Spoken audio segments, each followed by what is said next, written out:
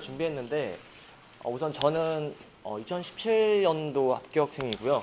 그리고 2차 좀 점수를 잘 봐서 붙었고 이름은 손태형입니다. 네, 안녕하세요.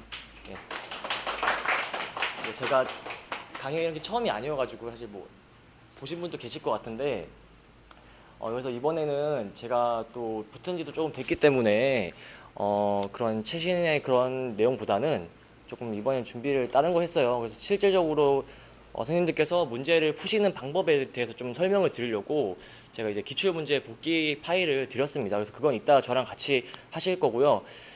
그래서 일단 제가 설명드리기 전에 저는 사실은 이전에 제가 2차 특강 몇 번 했었을 때는 뭐 발음이나 뭐 발성, 억양, 뭐 시선, 뭐 제스처 그런 것들을 설명 많이 드렸었던 것 같아요. 왜냐면 그때는 그런 게 좀 더 중요해 보였고 저도 그런 것들을 매우 중점적으로 했었거든요. 근데 제가 이제 실제로 학교에서도 이제 3년 차 정도 되는데 학교에서 실제 수업을 하고 또 그리고 수업 실험 문제도 점점 어려워지고 있거든요. 엄청 어려워졌어요, 문제가. 그럼 보면서 이 실제 그 채점관들이나 그 문제 내신 사람들이 그런 비언어적인 그런 것들보다는 이 수업의 디자인을 보려고 하는구나라는 걸 제가 좀 느꼈습니다. 그래서 뭐 우리가 발성이나 제스처 그런 것들은 사실은 뭐 역사로 치면은 뭐 설민석처럼 하면 되겠죠. 근데 사실은 설민석처럼 하면은 왜 교사가 되겠습니까? 다 인간 가겠죠. 근데 그런 게 아니기 때문에 이제 다른 지향을 가지고 교사가 되는 건데 또 그런 것들은 단기간에 저희가 2차라는 게 한 달도 안 되는 기간이잖아요. 그런 단기간에 저희가 그런 비언어적인 언어적인 그런 것들을 하는 거는 좀 힘든 것 같아요. 저도 힘든 것 같고요. 그래서 그런 것들은 제가 좀 말씀을 좀 안 드리고요. 오늘은 좀 수업의 디자인을 하는 방법에 대해서 이제 크게 말씀을 드리고 그리고 실제로 이제 2019 임용이죠. 2019 임용의 문제를 같이 한번 분석하는 방법을 같이 한번 해보고 그 다음에 좀 실질적인 좀 스터디하는 방법 그리고 확산적 발문 자료 활용법 그러니까 뭐 포인트가 많겠지만 특히 역사 과목은 자료 활용과 확산적 발문이 좀 중요한 포인트거든요. 그래서 제가 이제 이 두 가지 포인트를 조금 더 좀 구체적으로 말씀을 드리고 나머지 부분들은 또 저보다 훨씬 최근에 합격하신 분들이 많으시기 때문에 또 그분들께서 또 말씀을 잘 들으실 거라 제가 믿고 저는 좀 이렇게만 말씀을 좀 드리겠습니다. 그래서 먼저 이 채점관이 원하는 교사라고 해서 좀 큰 틀에서 좀 말씀을 드리면 당연히 이건 제가 많이 보여드렸던 사진인데 당연히 두 가지 중에서는 어떤 쪽을 원할까요? 당연히 왼쪽이겠죠. 오른쪽 교사보다는 이건 뭐 당연한 건데 왼쪽의 교사들을 원하는데 왼쪽의 교사를 요즘 그런 뭐 교육청에서 부르는 용어가 있습니다. 뭐 아마 아시는 분들도 계실 건데 바로 가정중심 평가입니다. 한마디로 말하자면요. 이 가정중심 평가가 사실은 평가라는 것도 돼 있지만 이게 큰 엄청나게 포괄적인 용어입니다. 이 가정중심 평가가 최근에 나와가지고 이제 모든 전국에 있는 교사들한테 다 연수를 시키고 있는데 이 가정중심 평가가 원래 그 전에 이거랑 비슷한 말이 있었어요. 아마 다들 들어보셨을 텐데 그게 바로 교육과정, 수업, 평가, 기록의 일체화, 교수평기 일체화라는 말이 있습니다. 그게 바로 이 가정중심 평가랑 거의 비슷한 말이에요. 근데 요즘에는 그거보다는 이제 가정중심 평가 많이 쓰는데 그래서 이 교육과정, 수업, 평가, 기록을 일체화할 수 있는 네가 수업을 하느냐 그게 저는 포인트라고 봐요. 그러니까 정말 뭐 이 교사가 얼마나 말을 잘하느냐, 얼마나 웃느냐, 얼마나 이게 뭐 아주 제스처가 좋으냐, 뭐 그런 것보다는 저희가 이제 초등학교는 아니잖아요. 그러니까 중학교 정도 되면 학생들도 처음에야 이렇게 좀 말 잘하고 하는 교사 좋아하지. 그것도 이제 한 달 뭐 1년 가까이 되면은 사실은 그런 건 크게 의미가 없거든요. 그래서 실제 그런 구성이 중요한데 이 가정중심 평가를 하나씩 좀 보시면 이제 교육과정 수업 평가가 있는데 당연히 기록은 뭐 저희 여기서는 필요 없겠죠. 기록을 할 수는 없으니까. 교육과정은 뭐 교육과정 재구성, 실제로 교육과정이 있다라고 하지만 사실은 이 교육과정 부분은 저희 2차에서는 필요가 없습니다. 왜냐면 이미 주어집니다. 문제로 주어진 게 교육과정 재구성한 거예요. 그래서 여러분들 그 보시는 그런 지금 이제 페인트물 있죠? 그 유물 보시면 그 유인물이 교과서 그대로가 아니에요. 그게 바로 다 교육과정을 재구성해서 실제 장학사분들이나 수석교사분들이나 뭐 유명하신 그런 역사교사분들이 연구해서 만들어낸 결과물이거든요. 그러니까 교과정 재구성은 여러분들이 하실 필요가 없습니다. 수업 실현에서는. 그럼 이제 이런 성취 기준과 학습 목표도 다 주어지는 거죠. 그래서 하실 필요가 없는데 이제 수업을 해야 되는데 이 수업이라는 게 이제 뭐 이런 모형도 있고 뭐 이런 것도 하겠다 하지만 이런 것들이 사실은 조건으로 많이 주어지는 경우가 많이 있어요. 근데 조건으로 주어지긴 하지만 조건으로는 그냥 뭐 토론을 하라, 뭐 UCC를 만들어라, 뭐 발표를 하라, 글쓰기를 하라 이렇게 추상적으로 주어지지 그 자세한 절차나 뭐 그런 것들은 주어지지 않습니다. 그래서 그걸 저희가 좀 연구를 해야겠죠. 근데 그 연구를 할 때 이 주요 포인트가 저는 자료 활용과 발문이라고 보는 겁니다. 그래서 이때 이 토론과 글쓰기든 협동이든 뭐 제작이든 여러 가지 많은 게 있을 텐데 그런 거 할 때 중요한 포인트를 자료 활용과 발문을 통해서 이 수업으로 가느냐라는 걸 좀 봤다는 거예요. 그래서 그걸 이따 말씀을 드릴 거고 마지막으로 평가 부분은 뭐 목표 지향 평가 그리고 과정 중심 평가 이런 것들이 있는데 여기서 여러분들 수업 실현에서 아마 최근에 여러분 다 아실 거예요. 그 역사뿐만 아니라 다른 과목도 그런데 뭐 루브릭이나 채점 기준, 성취 기준, 성취 수준 그리고 뭐 평가 리스트 이런 것들이 2차에 거의 필수적으로 나오고 있습니다. 그건 다들 아시죠? 그래서 역사에도 2017년부터 지금 쭉 나왔고요. 다른 과목들은 정말로 상중하해서 루브릭을 만들어라. 그런 교과도 있었고요. 점점 이런 평가 부분들이 2차에서 매우 강해지고 있고 이것들을 실제로 작성하게 합니다. 그래서 많이 힘들어요. 그래서 여러분들이 여기서 중요한 거는 아직 안 나왔는데 각 교과별로 핵심 역량이란 게 있어요. 역사로 치면은 사실 이해, 판단력, 정체성, 그다음에 이제 뭐 평가 그런 건 그 각 교과별 핵심 역량이라는 게 있거든요. 그러니까 그 교육부에서 발표한 핵심 역량 말고 교과별 핵심 역량이 따로 있습니다. 그거를 아시죠? 그래서 제가 잠깐 말씀을 드리면 이건 꼭 보셔야 되는 부분인데 그 역사로 치면은 역사의 핵심 역량이 뭐냐면은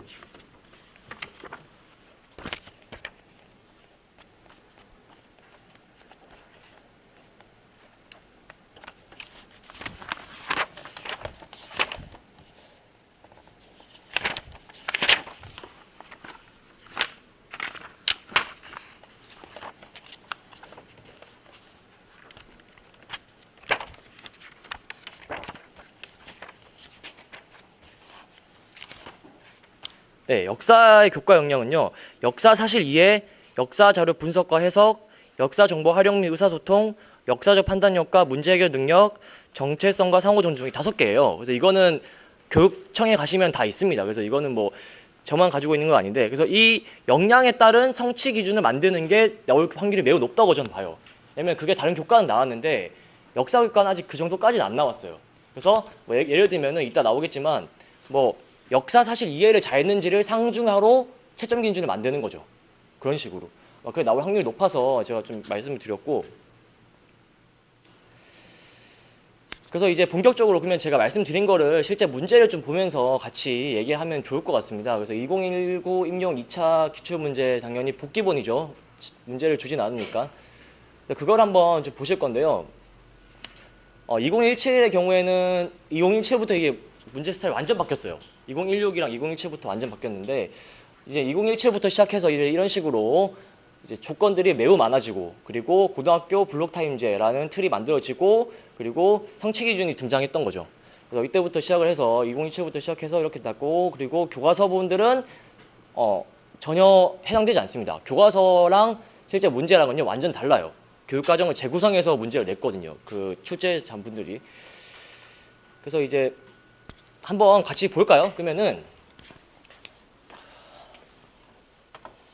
그 2019 이제 기출문제 지금 갖고 계신데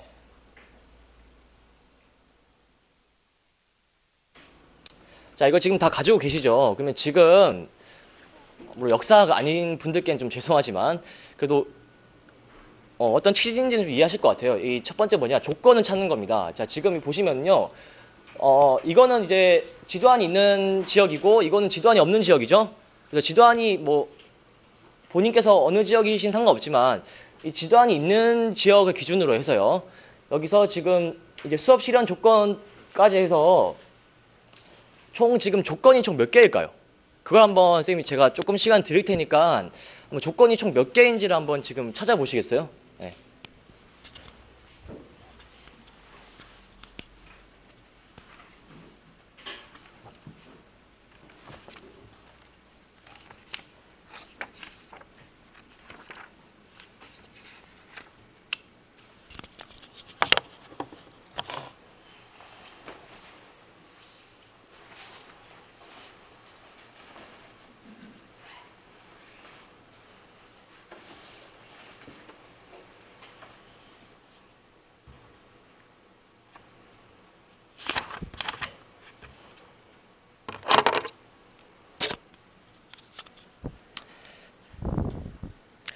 네, 밑에 수업 실현 조건은 위에 거랑 뭐 거의 비슷하니까요. 밑에 수업 실현 조건은 제외하고 이 성취 기준까지만 해서 한번 찾아보겠습니다. 그렇죠?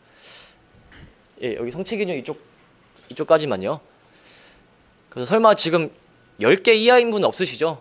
10개보다 훨씬 많습니다. 그래서 한번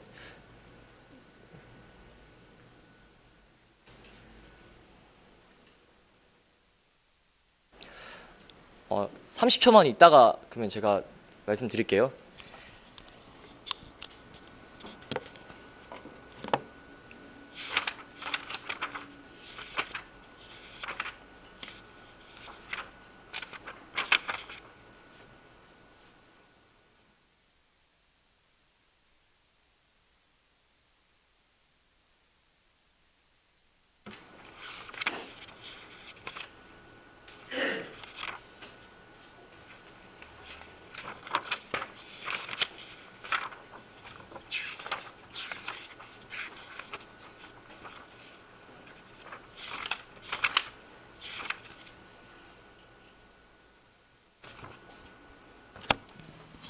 네, 그러면 이제 진행하겠습니다. 그래서 뭐 이건 뭐 정답이란 게 있지는 않습니다. 당 여러분들께서 이제 보시다가 뭐 저보다 더 많을 수도 있고요, 적을 수도 있는데 저는 18개 정도로 찾았습니다. 한 18개 정도요. 여기 성취 기준까지요. 알죠? 성취 기준까지 18개 찾았는데 혹시 뭐 저보다 더 많이 찾으신 분 계세요, 혹시? 아, 몇 개 정도 찾으셨어요? 31개요? 아, 그렇게 진짜요? 아, 31개? 그렇구나. 자, 그러면 뭐 제가 여기서 이게 하기 좀 불편하니까 제가 말로써 설명드릴게요. 제가 찾은 것만. 더 많이 찾은 것도 계신데 일단은 제 걸 먼저 말씀을 드리면은 일단 첫 번째 거는 당연히 뭘까요? 거꾸로 수업. 이 첫 번째 조건이죠. 이 거꾸로 수업이라는 게 매우 중요한 조건입니다. 즉 뭐냐면은 이미 수업을 했다는 거기 때문에 지식은 더 하지 말라는 조건이거든요. 그러니까 지식 설명을 하면 안 된다는 거죠. 거꾸로 수업. 첫 번째 조건인 것 같고. 자, 제가 찾은 두 번째 조건은 자료 1을 활용한다. 두 번째 조건을 찾았습니다. 자료 1. 그러니까 자료 1이라는 걸 언급을 하든지 자료 1에 있는 뭐 키워드를 활용하든지 어쨌든 자료 1이라는 게 드러나야 된다는 게 조건인 거죠. 그래서 세 번째 조건은 발표까지 두 번째로 본다면요. 하고 세 번째 조건은 이제 가다를 채우는 과정에서 잘못된 사례 두 가지. 이걸 전 세 번째 조건을 찾았습니다. 좀 크게 잡았는데 잘못된 사례를 두 가지를 제시를 해야 돼요. 그러니까 이것들이 잘못된 사례라는 거를 실제로 말을 해줘야 됩니다. 교사가 이렇게까지 두 개 있었다 그냥 말하면 안 되고요. 두 개가 뭔지 정확하게. 그리고 이 잘못된 사례 오류를 교정하는 피드백이 또 있어야겠죠. 이게 네 번째 조건입니다. 그래서 피드백도 제공해야 됩니다. 그래서 예를 들면은 뭐 문제 아마 보신 분들 계시겠지만 이게 이제 그 동학노민 운동에서 전봉준에 대한 공초 채우는 거거든요. 실제 문제는 여기서 이 전봉준의 실제 그 가상적인 답변을 하는 건데 가상적인 답변이 잘못된 경우를 찾아야 되는 거예요. 그래서 그 두 가지로 뭐 예컨대 하나는 내용이 맞지 않은 경우, 두 번째는 구체적이지 않은 경우. 이렇게 두 가지로 학생들이 잘못했다고 했을 때 이 두 가지 잘못된 사례를 교사가 일일이 말한 다음에 이걸로 어떻게 하면 정답으로 바꿀 수 있는지를 피드백하는 거. 그게 조건인 거죠. 그게 네 번째였고 그 다음에 다섯 번째 조건은 밑에 내려가면은 작성 부분 2에 있는 자료 2를 활용하는 거. 이게 다섯 번째 조건이고 여섯 번째는 인과관계를 고려해서 구조화하는 게 여섯 번째겠죠. 그렇죠? 그리고 일곱 번째는 동아시아 국제 정세와 관련된 거, 발문하는 거가 일곱 번째일 거고 여덟 번째는 강의식 수업하는 게 여덟 번째일 거라고 봅니다. 그렇죠? 저 여기서는 강의를 해야 돼요. 여기서는 강의를 하지 않고 또 활동 같은 걸 계획하면 안 됩니다. 강의를 하라 할 땐 강의를 해야 되는 거죠. 꼭 강의라는 게 나쁜 게 아니거든요.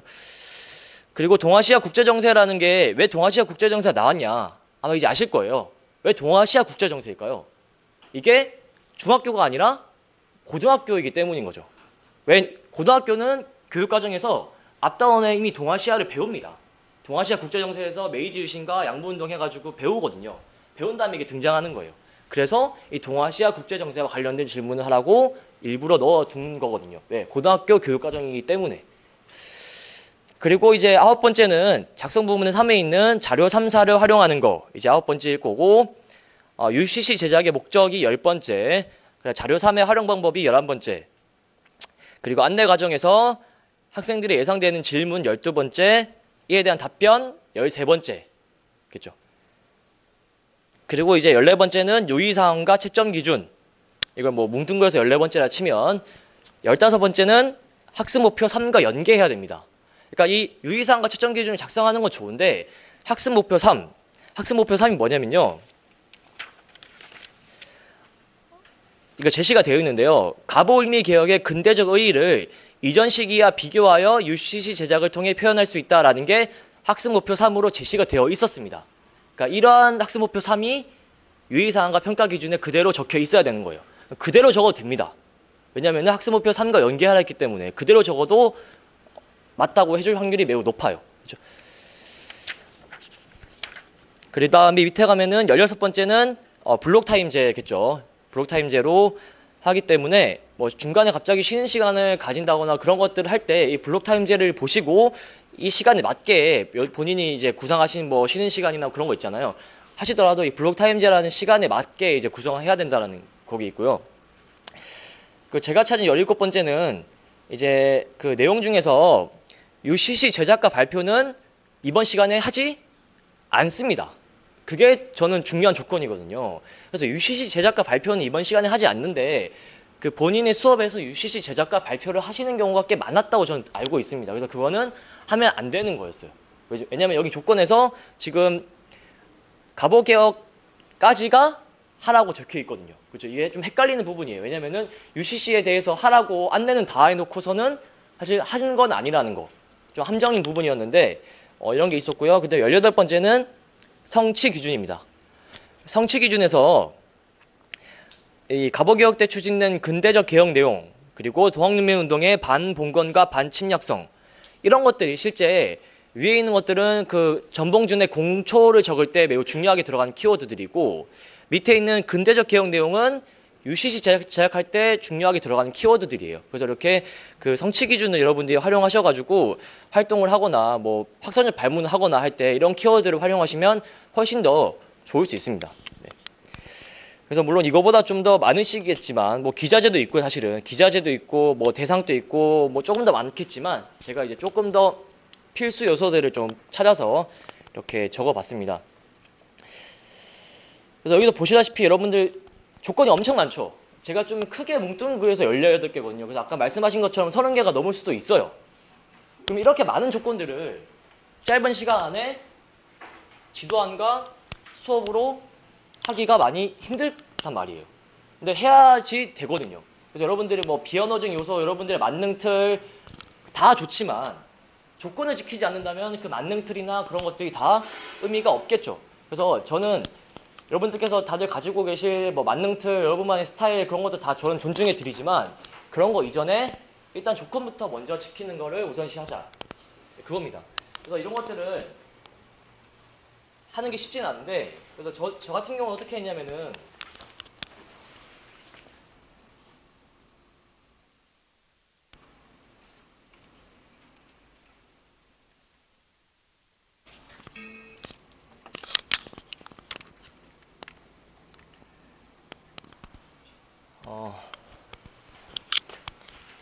그 교육학에서도 저는 그 형광펜을 가져가라고 말씀 많이 드렸거든요.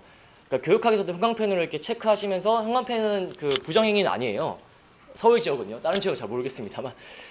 그래서 2차 때도 형광펜이 많이 좋을 것 같아요. 왜냐면 저도 형광펜을 했었고요. 그래서 이렇게 실제 조건들을 형광펜으로 치시면서 표시를 하는 거죠. 표시해 놓고 이것들을 그 지도안을 쓰시는 지역 경우에는 이 지도안 옆에다가 이게 지도안인데 지도안 옆에다가 이렇게 보면은 보통 여기만 작성하잖아요. 옆에는 의미가 없잖아요. 옆에다 적으면 안 돼요. 적으면 안 되는데 뭐 적어도 되는 경우가 있거나 할 경우에는 그 옆에 여기다가 조건들을 적어 놓는 거죠. 조건들 체크해 놔서 이것들 하나하나씩 다 여기 반영했는지를 보면서 이렇게 적는 겁니다. 그래서 여기서 보면은 그 거꾸로 수업이니까 거꾸로 수업을 여기다가 적어 놓으면은 지도안 쓸 때 학생들이 거꾸로 수업의 내용을 토대로 이렇게 적을 수 있겠죠. 그리고 잘 안 보이시나요?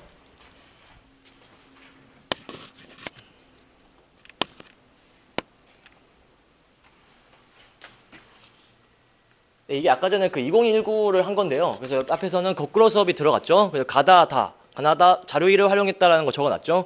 그리고 짝과 협력하는 건 뭐 이건 있는 거고, 여기서 잘못된 사례 두 가지 제시하는데 이거를 적어줘야 됩니다. 그래서 뭐 내용이 구체적이지 않는 경우, 뭐 내용이 맞지 않는 경우, 뭐 구체적이지 않는 경우 이렇게 해가지고 이 두 가지를 지도 안에 적어주는 거죠. 그래서 여기 해가지고 수정해서 다시 피드백하는 과정. 그리고 이를 피드백하고 판서하고 점검하고 이런 식으로 이 자료 1, 그 동학농민운동 이 작성 일부분에 있었던 조건들을 다 지도안이나 수업실에는 할 수 있도록 체크해 놓고 반영하고 구상만 하시는 분들은 그냥 구상지에도 밑에 적어두시면 되겠죠.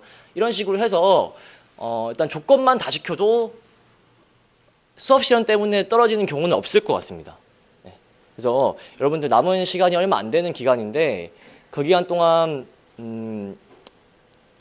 빨리 바꿀 수 없는 것들은 발음이나 발성, 뭐 제스처, 시선 이런 것들은 사람이란 게 그렇게 빨리 바뀌진 않잖아요. 그래서 빨리 바뀔 수 없고 힘이 드는 부분들은 물론 바꾸면 좋겠고 원래 타고나신 분들이야 물론 부럽지만 그렇지 않은 뭐 저도 잘 안 되는데 그렇지 않은 분들께서는 그런 거에 너무 스트레스 받지 마시고 그런 것들은 그냥 어느 정도 평균 정도만 한다고 생각하시고 나머지 수업 디자인이나 이런 조건을 잘 하는 부분 여기에 좀 집중을 두시고 하시면 좋을 것 같습니다. 자, 이렇게 좀 2019까지는 여기까지 하고요.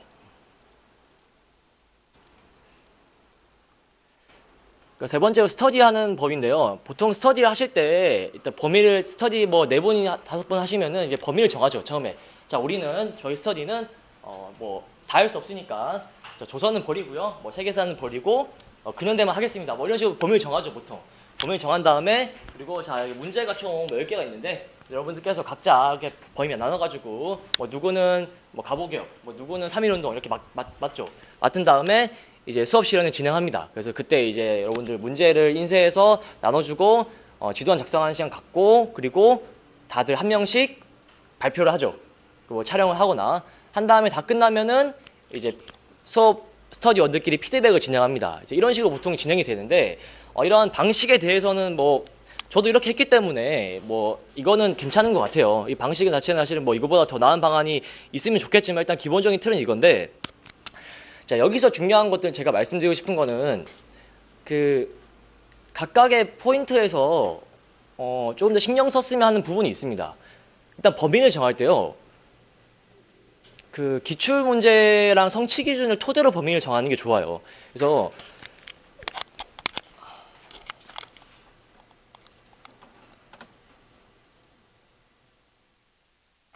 자, 이게 그 최근에 좀 흐리긴 한데 그 최근 그 역사 기출 5개년치 기출 동향이거든요. 그래서 5개년치가 이제 2016 5부터인가요? 5부터 보면은 2015, 2016은 중학교에서 고려랑 통일 나왔다면은 이제 2017부터 완전히 바뀌어서 고등학교 1학년으로 통일됐고 그러면서 개화파, 신관의 동학농민운동과 가보개혁 이렇게 좀 나왔단 말이에요.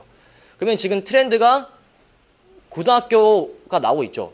뭐 그거는 이유는 짐작합니다. 왜 고등학교 한국사가 필수니까 중요하니까 나오겠죠. 여러분들이 실제 현장에 갔을 때 고등학교 한국사를 가르칠 확률이 제일 높으니까 그렇겠죠.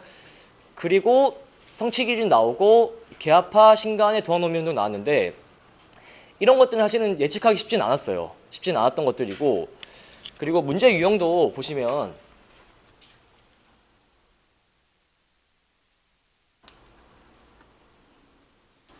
2016까지는 조건도 많이 없고 그리고 좀 학생활동도 크게 중요하지 않았는데 2017부터는 학생활동과 조건들이 매우 많이 늘었습니다.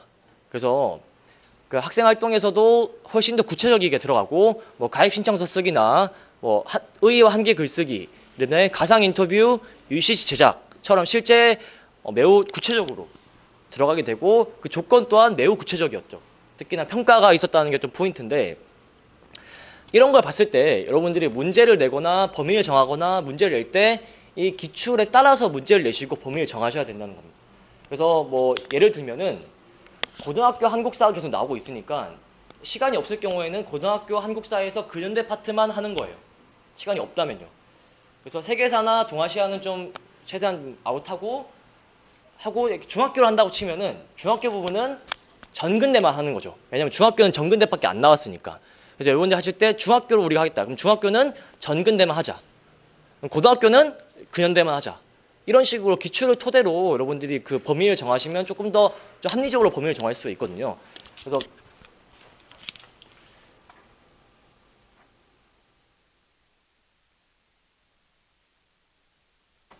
이거는 이제 제가 그 다 올려드릴 그 파일인데, 그래서 저도 이제 할 때 이런 식으로 뭐 고등학교 한국사 수업 실현 주제 목록을 제가 체크리스트를 만들어서 우리가 해야 될 것들, 해야 될 총 주제가 이렇게 많이 있는데 그 중에서 많이 있죠. 그 중에서 이제 여기가 이제 근현대사잖아요. 근현대사에서 기출 나왔던 것들은 빼고 기출 안 나온 것들 중에서 저희가 이렇게 쭉 하는 거죠.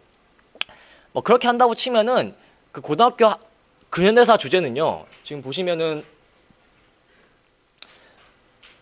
총 여기가 이제 20개인데 이 20개 중에서 기출 나왔던 거 빼면은 하나, 둘, 셋, 4개 빼면은 16개밖에 안 되거든요. 그래서 고등학교 근현대사 부분은 16개 정도로 저희가 그 문제 낼 거를 추릴 수가 있습니다. 그리고 그 스터디를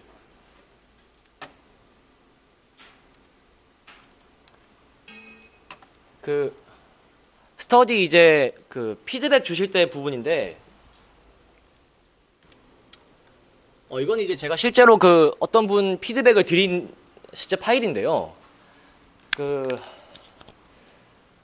선생님께서 사용하신 틀이 많겠지만 저는 그 원래 기존의 틀은 뭐냐면 이런 게 있죠.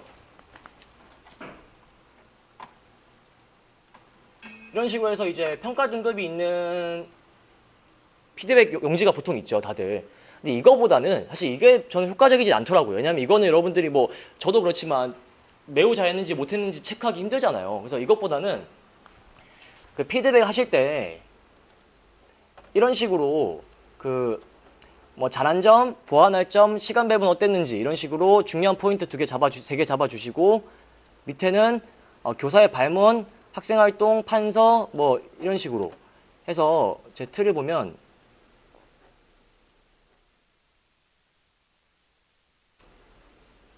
네, 이렇거든요. 그래서 이렇게 그 서답식으로 적을 수 있게 하는 양식이 훨씬 좋은 것 같아요. 그래서 여기다가 여러분들 그 하시고 싶은 말씀들을 적어주시고 시간 배분에서도 이제 시간이 체크를 하시면은 어느 파트에 시간을 많이 썼는지 알 수 있잖아요. 그 밑에에서도 중요한 포인트들, 발문, 학생활동, 조건, 자료 활용, 그다음에 뭐 질문 느낀 점 이런 것들을 적어주셔가지고 전달해 주시면은 그 피드백 할 때 그 말로 하는 것보다 이렇게 적어서 주시는 게 훨씬 더 스터디의 그 화합을 위해서 좋습니다. 그래서 말로 하면 좀 약간 기분 나쁠 수도 있어요. 그래서 말보다는 물론 말도 좋지만 말보다는 이렇게 좀 정성 있게 적어 주셔가지고 그거를 서로 전달해 주시면은 피드백 하시는 시간도 훨씬 압축해서 효율적으로 하실 수 있고 서로 간에 기분도 안 상할 수 있고요. 그래서 저는 이렇게 해서 하는 게 좀 좋을 것 같고 그래서 스터디나 그런 것들이 진짜 그 양보단 질입니다. 그래서 이런 피드백을 10장 하는 것보다 한 장 정성 있게 하는 피드백이 훨씬 좋아요. 그래서 여러분 선생님께서도 뭐 수업 스터디 매일 하시는 분도 계시고 뭐 일주일에 두세 번 하시는 분도 계시겠지만 진짜 양보단 질이거든요. 한 번 하더라도 진짜 피드백 제대로 할 수 있게 좀 시간을 충분히 줘가지고요. 그런 식으로 하시는 게 더 효율적일 것 같습니다. 그래서 저의 실제 피드백 내용은 이렇거든요. 그래서 잘한 점에서 이렇게 자료 3에서 현재와 다른 점을 찾게 하여 재원법의 특징을 알게 하였고 이렇게 참여를 이끌어냈습니다. 상호작용이 이끌어서 이미지가 떠올랐습니다. 그리고 뭐 처음 시작 판서할 때 이렇게 하면 더 자연스러울 것 같습니다. 그다음에 시간 배분은 여기서 5분, 여기서는 5분, 여기서는 3분. 그래서 마지막 갈수록 시간이 부족했다는 걸 말할 수 있는 거죠, 그렇죠? 시간 체크를 해놨으니까. 그래서 이렇게 뭐 가져가시면 안 됩니다. 이런 것들을 아쉬웠습니다. 이런 것도 적어주고 이거는 이제 교사의 발문을 실제 제가 적는 거예요. 어떤 교사 발문했는지를. 그래서 이 교사분은 발문을 2개 했거든요. 그래서 강목이 되었을 때 어떤 기분이었을까요? 라는 발문이 적절하지 않았다고 저는 판단했던 거고 그리고 이것도 조금 찬성과 반대만 물었으니까 확산적이진 않죠. 그래서 이렇게 제가 그 실제 하신 발문을 받아줬고 거기에 대한 저의 평가를 적었고 뭐 학생활동, 판서 내용, 느낀 점 이런 식으로 해가지고 쭉 적었던 겁니다. 아마 이런 식으로 하시면요 훨씬 더 그냥 객관적인 피드백을 하실 수 있을 거예요. 그 전에 피드백은 사실은 저도 그렇지만 좀 주관적이잖아요. 그래서 누가 피드백해도 뭔가 피드백이 뭔가 느껴지지 않는 경우가 많잖아요. 그런 것보다는 좀 더 이렇게 좀 체계적으로 피드백 해주시면은 훨씬 더 좋을 것 같고요.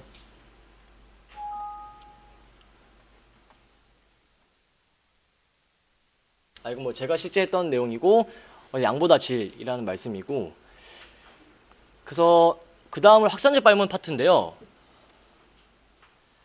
그 학산적 발문은 역사 과목에서 매우 중요합니다. 그래서 뭐 학산적 발문을 조건으로 주는 경우도 있고 조건이 아니더라도 해야 되는 경우가 있는데 그 역사 과목에서 학산적 발문은 저는 그래요. 역사라는 게 그 과거와 현재가 뭐 대화 그런 말도 있잖아요. 그래서 그 과거의 인물을 이해하고 공감하고 나아가서 그걸 토대로 우리끼리 소통하는 질문. 그게 역사에서 필요한 질문이라고 생각합니다. 이건 교과마다 다르겠죠.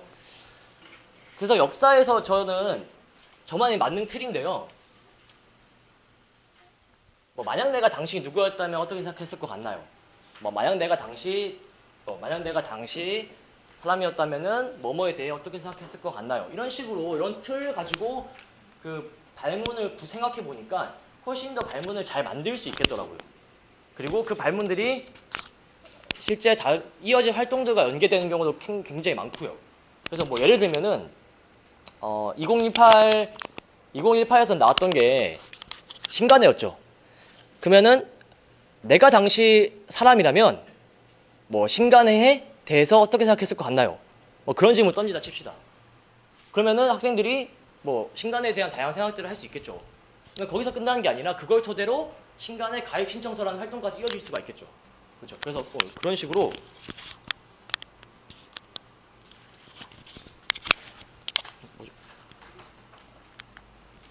그런 식으로 학산적 발문이라는 게 많이 하시지 말고요. 발문은요. 전체 수업 시간에서 한 개만 해도 괜찮습니다. 근데 그 한 개를 채점관이 얘가 발문했구나라는 걸 확실히 깨달을 수 있게 해야 돼요. 그래서 시간을 좀 충분히 투자하셔도 됩니다. 뭐 예컨대 좀 약간 정적을 한 다음에 자 여러분 만약 당시 여러분이 사람이었다면 이 신간회란 단체에 대해서 어떻게 생각을 했을 것 같나요? 한번 여러분들의 다양한 답변을 들어보고 싶습니다. 이렇게 질문한 다음에 학생들의 다양한 답변을 뭐 3, 4개 정도 듣는 거죠. 천천히. 자, 여러분들의 다양한 답변을 들었는데 여러분의 다양한 답변 모두 다 정답일 수 있어요. 여러분들의 그런 생각들이 매우 중요한 것 같고 그 생각을 토대로 우리가 이어서 신간의 가입 신청서 쓰기 활동을 진행해 보겠습니다. 이런 식으로 한 개만 발문을 제대로 던져도 채점관 입장에서는 이 교사가 학생들에게 질문을 던졌구나라는 것을 알 수가 있습니다. 이런 게 아니라 정말 짜잘한 질문들 5개 하고 10개 해도 시간만 낭비가 되고 채점관 입장에서는 발문했는지 안 했는지 모르는 경우가 훨씬 많거든요. 이런 식으로 하면은 뭐 2019 기출도 그렇죠. 2019 기출도 여러분이 당시 사람이었다면 이 갑오개혁의 내용에 대해 어떻게 생각했을 것 같나요? 라고 묻는다면은 갑오개혁 내용이 너무 급진적인 것 같아요. 갑오개혁 내용이 부족한 것 같습니다. 신문제는 마음에 듭니다. 근데 이거는 마음에 안 듭니다. 이런 식으로 다양한 답변이 있을 수 있겠죠. 이런 틀이 역사에서는 많이 효율적인 것 같고요.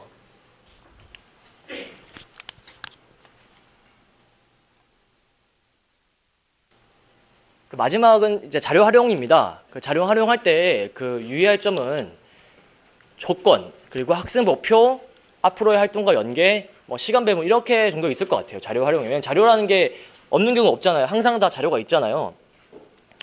근데 그 자료라는 게 뭐 5개도 있을 수도 있고 6개 있고 뭐 7개 많은데요. 그 5개에서 7개 사이나 되는 그런 다양한 자료들을 다 활용해야 되는데 활용할 때 이 자료를 어떻게 활용하라고 했던 그 조건이 뭔지를 확인할 것. 그렇죠? 이 자료를 토대로 글쓰기를 하라고 했는지, 자료를 토대로 발문하라고 했는지, 자료를 토대로 토론하라고 했는지 다 다르잖아요. 그리고 학습 목표랑 자료를 연계해야 됩니다. 이 자료를 활용한 뭘 할 때 그게 학습 목표와 동떨어진 거면 안 돼요. 그래서 이 자료가 보통 학습 목표랑 연계되는 경우가 많아요. 그런데 뭐 2017 기출에서는 이제 급진계와 온건계를 나눈 거였잖아요. 분화였잖아요. 그때도 그 자료 1이 급진이고 자료 2가 온건이었어요. 그런 식으로 이 학습 목표랑 자료를 연계해서 하는 거. 그게 포인트고, 그러다 보니까 이제 앞으로의 활동과 연계가 되겠죠. 그래서 이 자료를 토대로, 근데 뭐 글쓰기를 하든 토론하든 뭐 UCC를 만들든 다 이제 자료를 토대로 해야 되잖아요. 있는 거고, 마지막 중요한 건 시간 배분입니다. 저는 이거 꼭 말씀드리고 싶었는데, 그 자료를 하실 때 뭐 자료에 1, 2, 3은 시간을 왕창 써가지고 5, 6분 써놓고 뭐 자료 4, 5는 1분 만에 뚝딱 하시는 경우가 생겨요. 그게 수업하다 보면 그럴 수밖에 없거든요. 근데 그러면 좀 안 된다고 봅니다. 그래서 자료 간에도 시간을 좀 적절히 배분해서 모든 자료들이 좀 다 충분히 활용됐다는 느낌을 줄 수 있게. 그래서 너무 앞자료에 너무 많이 포인트 주지 마시고요. 사실 뭐 저희는 아는 게 많으니까 자료 한 개만 가지고도 1시간 수업할 수 있잖아요. 근데 그렇게 하면 안 되는 거죠. 그 자료 1에 대해서 내가 자료 1 너무 잘 알아. 이 자료 1에 대해서 내가 알려주고 싶은 게 너무 많아. 아무리 그렇다 하더라도 자료 1에서는 2분 이상 넘어가면 안 되는 거죠. 왜냐면 자료가 많으니까.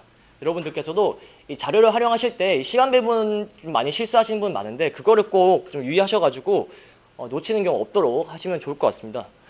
그래서 밑에 보면은 이제 그 유의할 점 말고도 제가 그 자료를 활용하는 방법들을 제가 좀 써봤어요. 몇 가지. 자료를 활용할 때 뭐 다양한 방법도 있겠지만 자료라는 게 어렵잖아요. 그래서 일단 그 단계가 중요한데 일단 학생들 보고 자료의 키워드를 찾게 하고 그 다음에 자료의 주장을 찾게 하고 근거를 찾게 하는 거죠. 그 다음에 자신의 생각과 평가를 하게 하는 겁니다. 이런 식으로 3단계로 하는 방법 있을 수 있겠죠. 이게 가장 좀 쉬운 방법이에요. 그래서 학생들한테 자 우리 자료 1, 2가 있는데 자 자료 1, 2에 키워드 한번 찾아봅시다. 시켜놓고 키워드 다 찾았어요? 키워드 뭐 있었어요? 해본 다음에 그러면 그 키워드 토대로 이 자료 1의 사람이 주장하는 게 뭔지 그 근거랑 주장을 한번 요약해 봅시다 하는 거죠. 그 다음에 그럼 여러분은 이 자료 1, 2 그 주장과 근거에 대해서 어떻게 생각하나요? 라고 묻는 거예요. 그러니까 이게 제일 쉽죠. 제일 쉬운데 좀 평이하죠.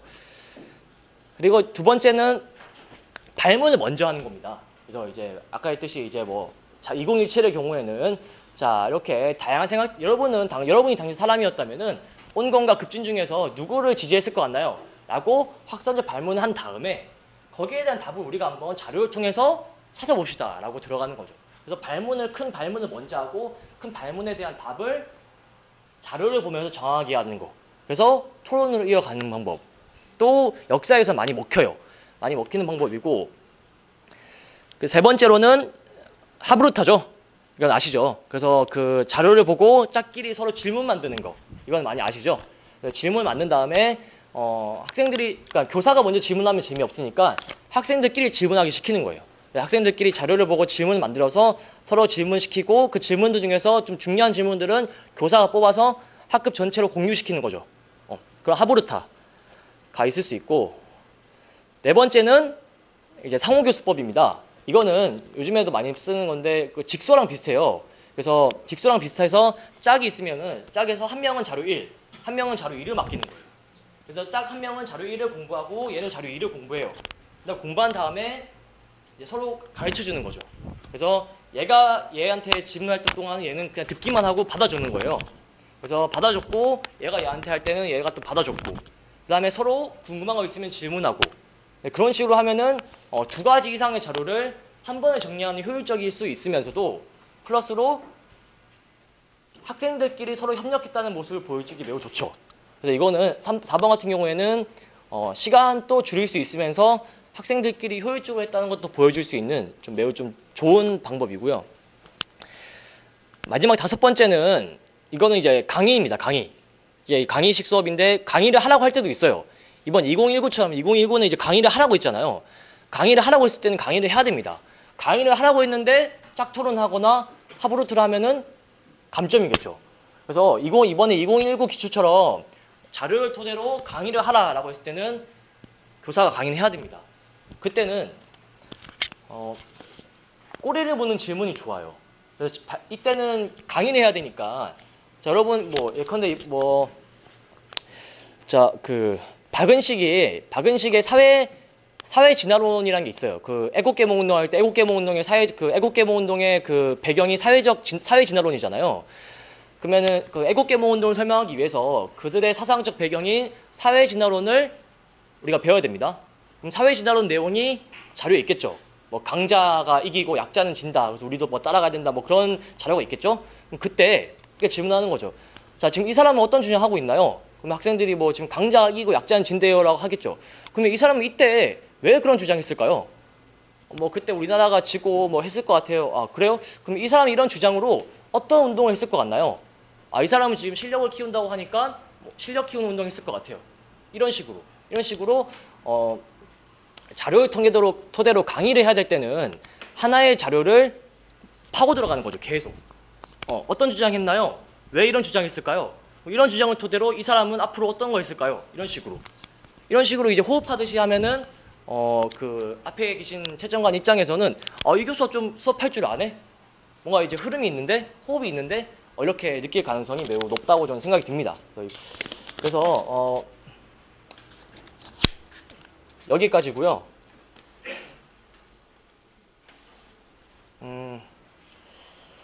네, 그래서 뭐 제가 앞에 말씀드렸듯이 그 수업의 디자인, 비언어적인 언어적인 그런 것들보다는 저희는 일단 중등이잖아요. 중등 교사를 뽑는 시험이기 때문에 그런 수업을 어떻게 구성할 줄 아느냐, 이 사람이 얼마나 수업을 디자인할 줄 아느냐, 저는 그게 포인트라고 봤고 그걸 좀 중점적으로 제가 설명을 드렸습니다. 그래서 뭐 질문을 봐도 되나요? 일단 네, 나중에 하시고요. 네, 근데 제가 끝나고 그래.